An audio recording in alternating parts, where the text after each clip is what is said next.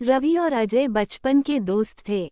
दोनों एक ही गांव में रहते थे और हमेशा साथ खेलते, पढ़ते और घूमते थे। उनकी दोस्ती की मिसाल पूरे गांव में दी जाती थी। एक दिन गांव में मेला लगा। दोनों बहुत उत्साहित थे। मेले में कई खेल, मिठाइयाँ और खिलौने थे। रवि और अजय ने गुब्बारे खरीदे, झूले झूले और खूब मजे किए।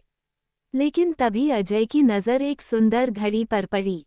वो घड़ी उसे बहुत पसंद आई, पर उसकी जेब में उतने पैसे नहीं थे।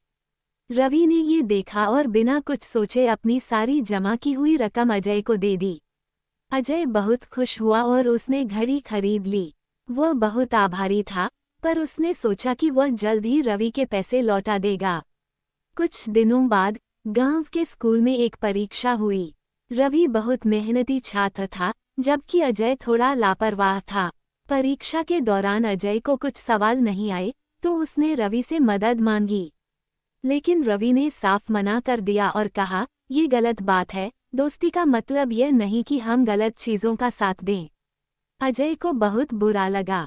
उसे लगा कि रवि उसकी मदद नहीं करना चाहता। गुस्से में उसने रवि से बात करनी बंद कर दी। दोनों की दोस्ती में दरार आ गई।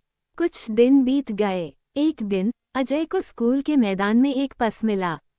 उसने पर्स खोलकर देखा तो उसमें बहुत सारे पैसे थे और एक पहचान पत्र भी था। पहचान पत्र देखकर उसे पता चला कि वह पर्स उनके स्कूल के प्रिंसिपल का था।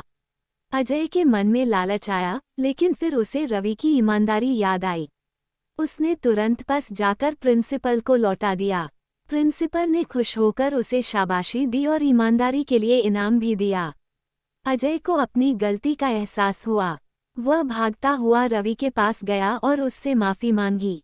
रवि मुस्कुराया और बोला, सच्ची दोस्ती का मतलब एक दूसरे को सही राह दिखाना भी होता है। उस दिन से उनकी दोस्ती और मजबूत हो गई। अब वे न सिर्फ अच्छे दोस्त थे, बल्कि एक दूसरे के सही मार्गदर्शक भी बन गए।